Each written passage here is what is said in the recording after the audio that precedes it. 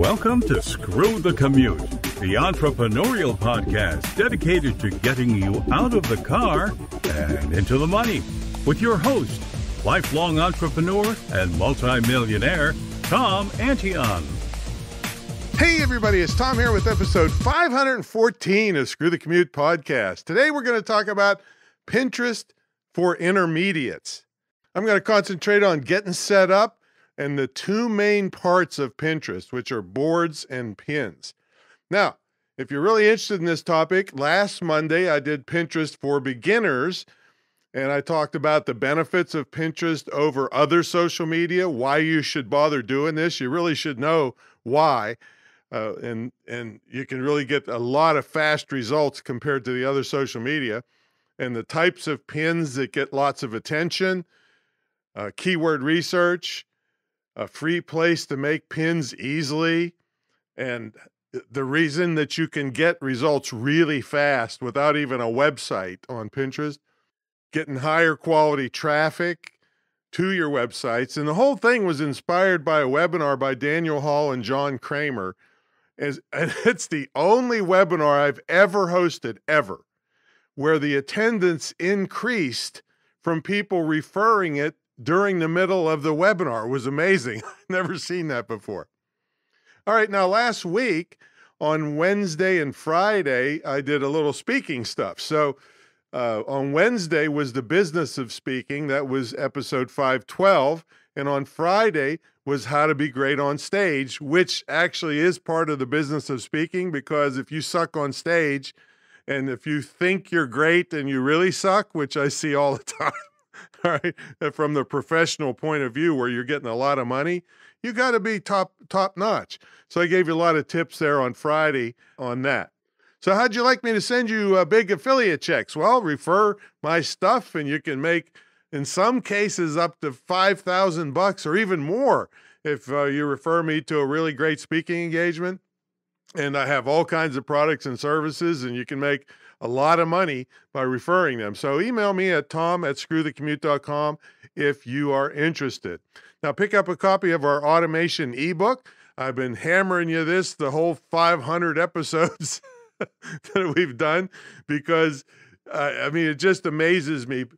People download the book and then they don't do any of the stuff. And then they have to fight it out and they wonder why they're tired all the time and they can't reach as many people, and they got their workload keeps getting bigger instead of smaller. So download it at screwthecommute.com/automate free, screwthecommute.com/automate free. While you're at it, pick up a copy of our podcast app at screwthecommute.com/app. That's APP, where you can put us on your cell phone and tablet and take us with you on the road. Now, we're going strong still. We got people moving along in the pilot program for my school. And, I've been really hammering this because I'm so thrilled to be helping these persons with disabilities so that they can get hired and or start their own business, or both. Yeah, I guess and or means both. But for anybody considering higher education, you ought to take the quiz, the college ripoff quiz at imtcva.org/quiz. We'll have that in the show notes for you, and see all the way major colleges are ripping you off and causing enormous debt and charging enormous fees for nothing, basically. And then you get out and you're competing for jobs at Starbucks. So check that quiz out at imtcva.org/quiz.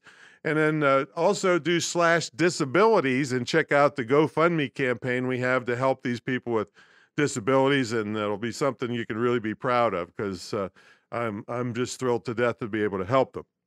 All right, let's get to the main event. We're talking about some stuff to get you going on Pinterest. So the first episode last Monday was beginners, like why and how and what you should be doing. But now we're getting into the nitty gritty. So what you do is you sign up for an account. If you already have an account, you want to convert it to a business account. Costs you nothing, but it gives you access to analytics and a thing called rich pins, which I'll cover next week in the advanced. Next Monday, we'll do advanced. promoted pins, more advertising stuff. And the one thing you want to pay attention to is extra brand visibility. So when you have a business account rather than a personal account, you're sending a message to Pinterest that you're more serious. And so they give you a little boost. And, it doesn't send you to the top of the heap, but it's just one of the steps that tells Pinterest, hey, I'm serious about this, and I'm in business, and I'm going to be a great content creator for you. That's the kind of message you're sending. Now, to send an even bigger message, you want to claim your website or websites. I think I have about 15 or 20 of them claimed. And that sends the message to Pinterest that I'm really serious. I have websites or a website, and I'm in business, and I'm going to be a great content creator. And the other thing that you'll hear a lot when you deal with people that know about Pinterest is what's called priority content distribution. Priority content distribution. That means when you make a new pin and you do it properly, like they teach you in the Daniel Hall and John Kramer course. I mean, I can't possibly even in these 3 episodes go into the depth that they went on just in the webinar, not counting the course that they have.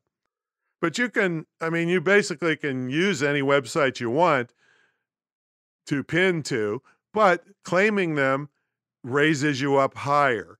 And it means that you're going to be put at priority above people that haven't claimed their website when it comes to showing your pins to more people. See?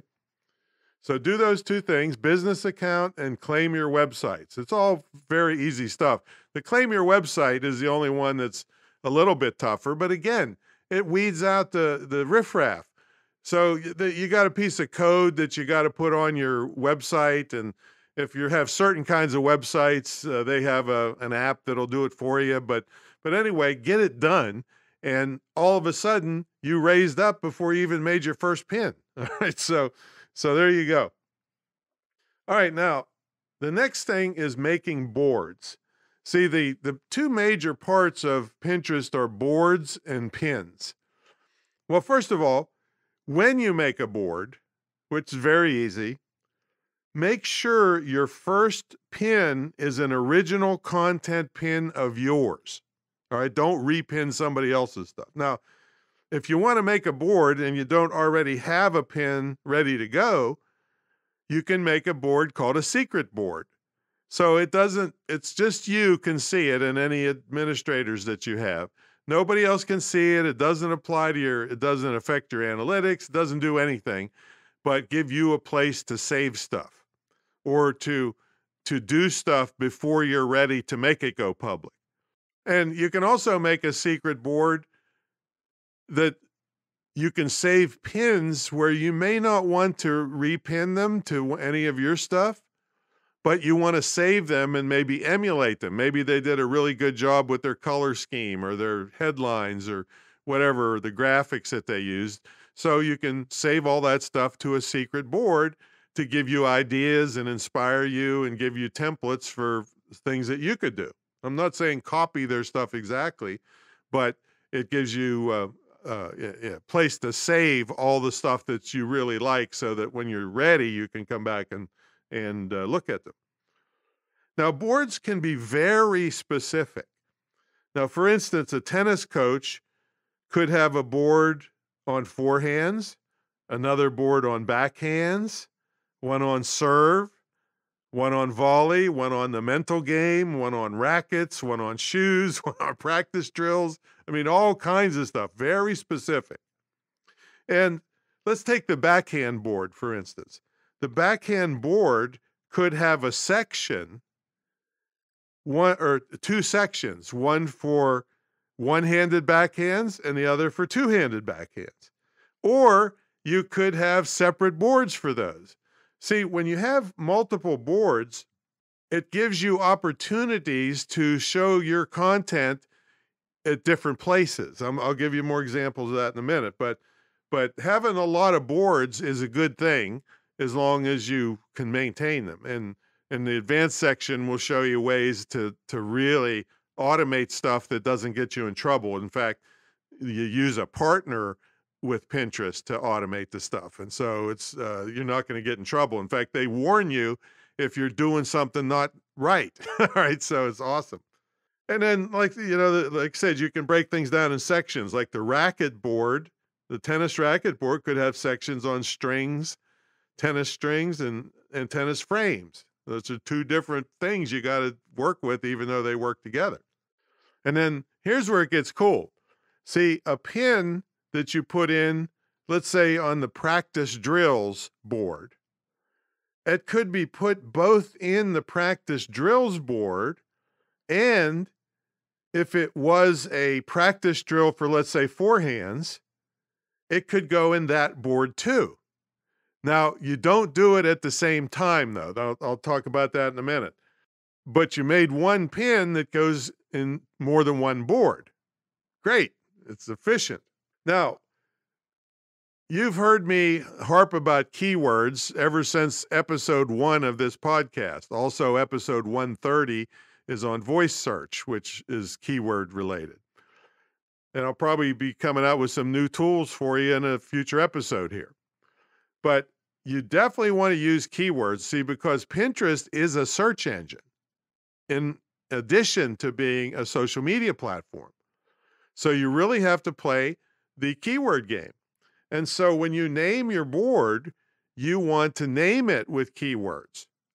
And you want to keep the keywords as close as possible to the beginning of it so that when it gets seen places, a lot of times the entire name of the board gets truncated, gets cut off. So you want to have people to be able to tell right off the bat what it's about.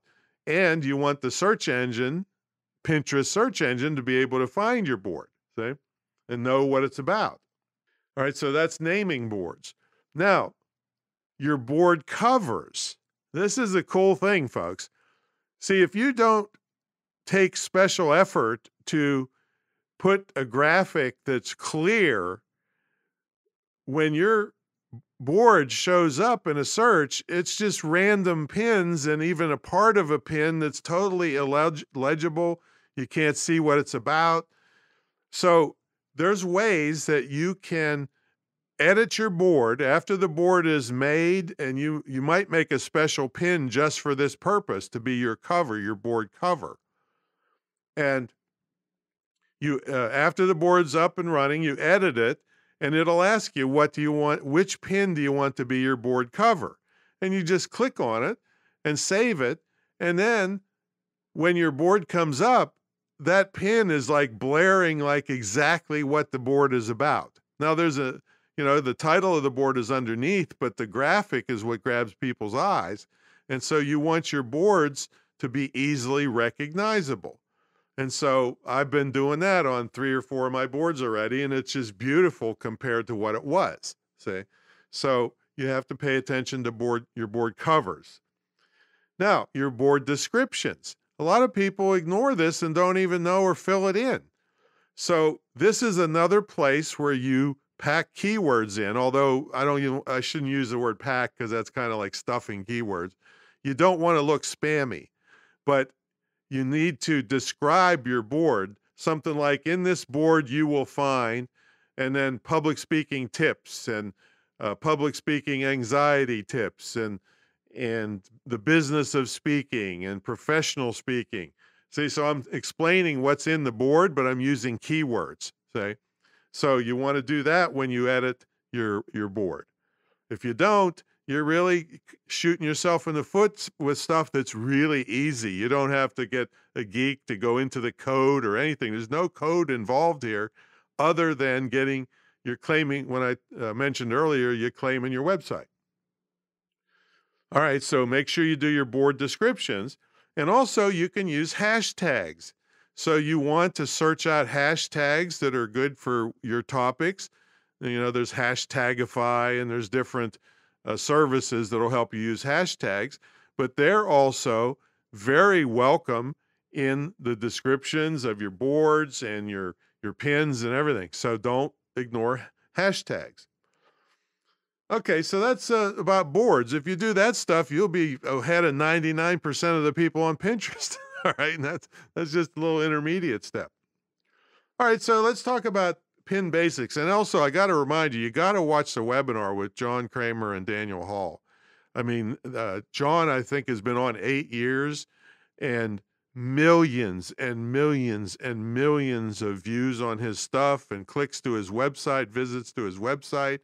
I mean, I think one pin that he made got 165,000 visits to his website, right?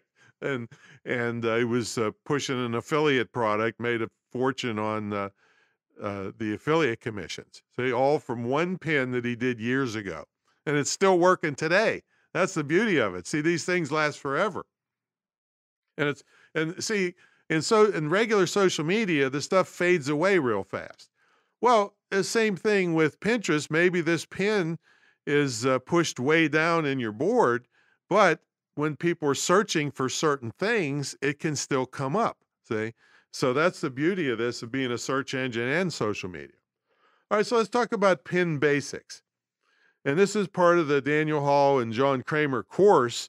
You can get templates where you can just change the text and the colors and make as many fantastic pins as you want. And I mean, you got to, I can't, like I said, that's the first one ever that the attendance increased in the middle of the webinar. Never happened to me before.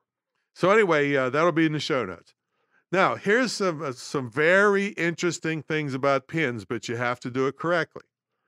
You can have multiple pins going to the same content. Like if you have a great blog post, you think, well, I make one pin and it goes to that blog post. You can make loads of pins. All you have to do is change the graphic. Now, you don't want to load them all up the same day. All right, then that does get a little goofy. Although you could, as long as they're on different boards. See, so that's another reason you might want to have multiple boards. But generally, it's suggested that you wait about 3 to 5 days in between. And you can even do that on the exact pin. You don't have to have a different pin to do that. If you wait 3 to 5 days and pin a pin to a different board, still leading to the same piece of content, you're cool. Just don't do it all on the same day. Now, another thing that's very interesting and why things get easier over time if you put some time into this is you can use the exact same pin on the exact same board 4 or 5 months later. I think the term for this is looping. I'm not sure. See, what happens is once you get into this for several months, things get easier because you can take your best performing pins. And Pinterest, if you're on a business account, gives you really great analytics. So you'll see the pins that people loved and you'll see the pins that nobody cared about. And so you take the best performing pins and you can reuse them on the same board. But you got to wait 4 to 5 months because by that time, you're going to have a bunch of new followers who haven't seen those old pins and you won't look spammy to Pinterest. See, if you took the same pin and once a week you repinned it, you might get banned. You look like you're spamming your boards. But 4 or 5 months, nobody knows, nobody cares, but the new people can see your best performing stuff and you didn't have to create it again. See? So every day that goes by, you get more and more stuff that you can reuse, and that makes your life easier. Okay, let's see. Now, you can schedule pins through Pinterest, but there's a better way that I'm going to tell you about next week in the advanced Pinterest that you can, it tells you the time of day that you probably should post or pin and warns you if you're doing something that doesn't look right. And also, I'll show you another way that you can create loads of pins, just in minutes. All right, so that are all good and all about you. That's not just generic stuff. So anyway, there's some intermediate stuff on boards and pins. Like I said, if you just did what I told you there, you'd know more than 99% of the people on Pinterest, all right? Or anyway, the regular people that aren't doing business stuff. So go and watch that webinar, and then let me know what you think. It's really inspired me. I've been going great guns doing all this stuff, and I went from let's see, I think I saw that webinar 2 weeks ago, and I had my Pinterest stuff was just handled by a social media person with some automated thing. And I'd never even opened it for years and years, just to keep my name on there. But when I looked at it, I was getting 500 monthly views of my stuff just from throwing crap up there automated. I just looked this morning, after 2 weeks of part-time just doing some of this stuff that Daniel and John told me, I'm up to 24,000 views a month. All right. When you look inside the analytics, I'm up like 3,600% just by doing some of this little stuff. So this is really powerful. And next week I'll give you some advanced things about this. But definitely go watch that webinar. You'll thank me for it. All right. Please also visit imtcva.org. Check out the quiz in case you are thinking about spending a load of money to ruin your kid's life, okay, and put them in debt for the rest of their life with no skills, or you'll see what's happening to you. And then please, come sign up at my school. It can be done concurrently with other colleges or even high school. We've had high school kids. So, and people can make money. I mean, we had one girl make up to $1,000 a month in the first month. After 3 months, she was up to $3,000. 4 months, she was up to $4,000 a month. After 6 months, she was up to, no, wait. I think it was between 4 and 5 months. She was up to $6,000 a month, started her own agency, and took off, where she had this crappy job and her dad had spent 80 grand on her college education, worthless. So this is really powerful stuff. And then kick in anything you can on that GoFundMe campaign. It'll really help run this program. We're going to use some of the money to hire people with disabilities to help run the program for us too. So it's pretty inspiring to see 2 blind people that are in the program doing better than a lot of people that can see. All right, so check it out. All right, that's my story, and I'm sticking to it. I'll see you over on Pinterest. Hey, how about that?